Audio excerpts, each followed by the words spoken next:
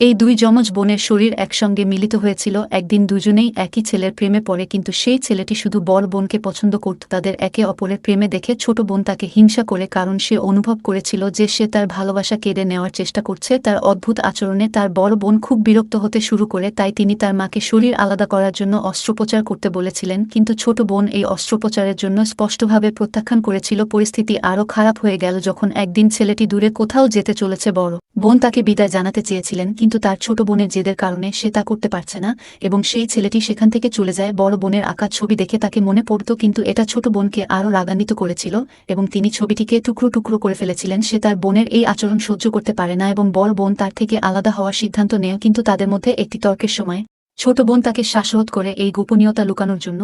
তার মা তাকে অস্ত্রোপচার করাতে বাধ্য হয় এবং ছোট বোন তার বড় বোনের জায়গায় নেয়। এর সাথে সে তার বোনের প্রেমিককেও বিয়ে করে, কিন্তু হঠাৎ তার জীবনে অদ্ভুত ঘটনা ঘটতে শুরু করে।